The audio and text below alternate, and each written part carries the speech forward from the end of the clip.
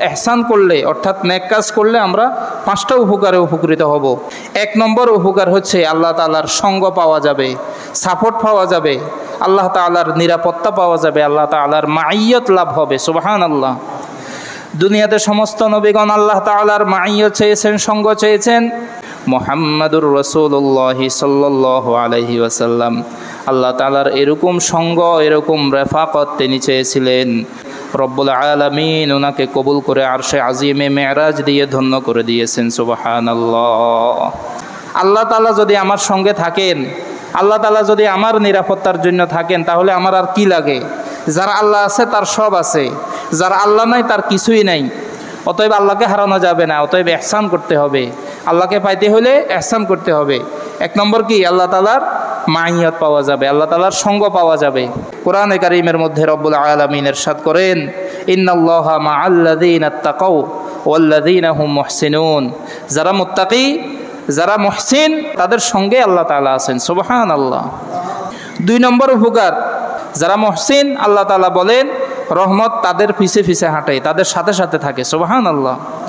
কোরআনে কারীমের মধ্যে সূরা আরাফের 56 নম্বর আয়াতের মধ্যে রব্বুল আলামিন বলেন, ইন্না রাহমাতাল্লাহ, নিশ্চয় আল্লাহ তাআলার রহমত করিবুম মিনাল মুহসিনিন, তাদের সাথে লাগা যারা মুহসিন। সুবহানাল্লাহ। যারা মুহসিন তাদের সঙ্গে লাগা। 3 নম্বর উপকার, মুশাহাদা মুরাকাবার স্তর অর্জন হওয়া। সুবহানাল্লাহ। কিভাবে? আনতা আবুদাল্লাহ কাআন্নাকা তারা, যে আপনি ইবাদত করবেন সরাসরি আল্লাহর সাথে মুশাহাদা হবে। অথবা সরাসরি আপনি দেখতেছেন না, কিন্তু আপনি মোরাকাবা করতেছেন, দেখার জন্য চেষ্টা করতেছেন।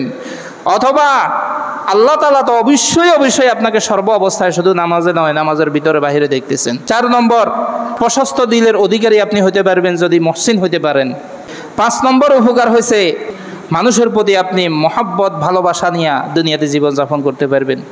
আপনার দিলে কখনো কারো উপরে জুলুম করতে আপনাকে উদ্যত করবে না, প্রস্তুত করবে না। আপনি মুহসিন, এটার অর্থ হচ্ছে আপনি অন্যের উপরে ভালোবাসার সাথে আচরণ করবেন। তাকে ক্ষতি করার সামর্থ্য আছে, আপনি ক্ষতি করবেন না, তাহলে আপনি মুহসিন। এই অবস্থা আপনার তৈয়ার হবে। কোরআনে কারীমের মধ্যে রব্বুল আলামিন ইরশাদ করেন, লা তাস্তাউিল হাসানাতু ওয়ালাস সাইয়্যাতু ইদফা বিল্লাতী হিয়া আহসান। মন্দ কাজ দিয়া আপনি কি আপনার নেকের কাজ ধ্বংস করবেন? না, মন্দ কাজ যা হয়েছে সেগুলোকে নেকি দিয়ে আপনি পরিবর্তন করবেন, সেটা আপনার দায়িত্ব। ইন্নাল হাসানাত ইউযহিবিনাস সাইয়্যাত।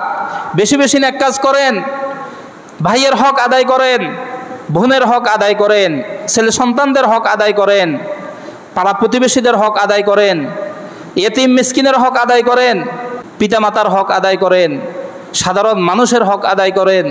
ভূপৃষ্ঠে থাকা সমস্ত মাখলুকের প্রতি আপনার যে হক আছে, দায়িত্ব আছে, সেটা আদায় করেন। আপনি মুহসিন হতে পারবেন। 5 ওয়াক্ত নামাজ দিয়ে শুধু আপনি মুহসিন হতে পারবেন না। জীবনে একবার হজ করছেন, এটা দিয়ে আপনি মুহসিন হতে পারবেন না।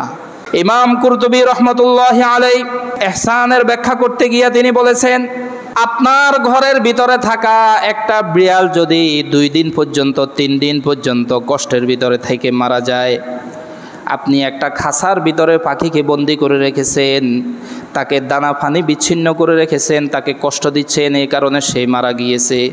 সারা জীবনের নেক আমলগুলোকে আল্লাহ তাআলা ওই জন্তু, ওই পাখিগুলোর কষ্টের বিনিময়ে নিচ্ছিন্ন করে দিয়ে আপনাকে জাহান্নামের মধ্যে নিক্ষেপ করে দিবেন। নাউজুবিল্লাহ। আপনি এখানে সেজদা দিতে দিতে কপালের ভিতরে দাগ ফালাই দিছেন। রোজা রাখতে রাখতে আপনি অনেক বড় রোজাদার হয়ে গেছেন। দান করতে করতে আপনি প্রসিদ্ধ দানশীল হয়ে গেছেন। আপনি অনেক কিছু করেছেন, এই করেছেন, সেই করেছেন, কিন্তু মাখলুককে আপনি কষ্ট দিচ্ছেন। এটার বিনিময় কি হবে? আপনি সারা জীবনে যত নেক আমল করছেন সবগুলো আল্লাহ তাআলা মুছে দিবে। নাউজুবিল্লাহ। এটা আমাদেরকে স্মরণ রাখতে হবে। ঘরে আমাদের বিড়াল বসবাস করেনি, আমাদের বাড়িতে কুকুর বসবাস করে, তো বিভিন্ন ধরনের জন্তু বসবাস করে, তাদের উপরেও আমরা ইহসান করতে হবে।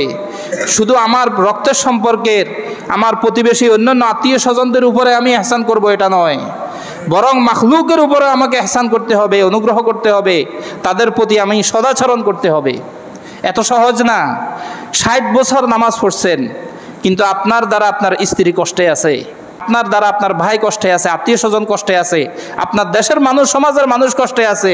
আপনার সারা জীবনের নেক আমলগুলো বরবাদ হওয়ার জন্য ওই একটা মানুষের, একটা মাখলুকের কষ্টই যথেষ্ট।